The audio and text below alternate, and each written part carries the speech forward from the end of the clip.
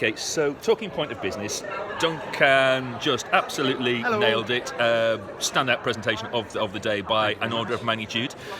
There's one more presentation to go, so maybe that accolade might be lost to me. I speak too soon, I think, Simon. So one question. Yep. How do you design your presentations? What's the don't go into too much detail, but because how do I design my presentations? You start with the questions, what you're trying to achieve and who you're talking to for the content. Okay. Because then you can back reference every content decision to those two questions. Will it get me further towards my goal? Will it work for the people in front of me? Yes, no. So it's the will it make the boat go faster thing from the Olympics? Yeah. Yeah, okay. Right. So, and then in terms of other structures, there's lots of different structures you can use for presentations or storytelling or whatever. I have a lot of them just floating around in my head, and it sounds sort of a bit weird and organic, but they kind of slot into place. So this one was quite structured. Mm-hmm. It was brilliant, absolutely brilliant. Sometimes they're not that structured, they're a bit more fluffy.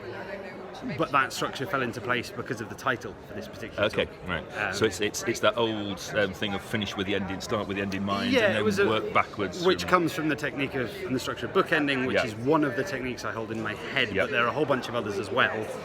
And for different talks, sometimes different ones slot in. Right, and one of the things I find interesting about that is that when you actually really know what you're doing, you end up looking like you're making it up as you go along, but that's because you're so damn good at what you do, the techniques don't show. Yes, so there's people you'll have this as well, Simon, that I don't like to be too scripted, but knowing your stuff inside out and back to front lets you be more free-flowing, lets you go off topic and come back without missing key things. So there's I think it's Dizzy Gillespie, I might be wrong.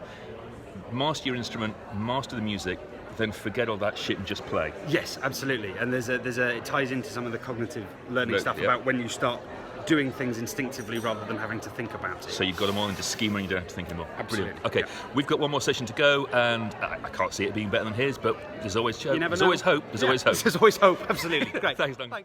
I never make mistakes. Once I thought I did, but I was wrong.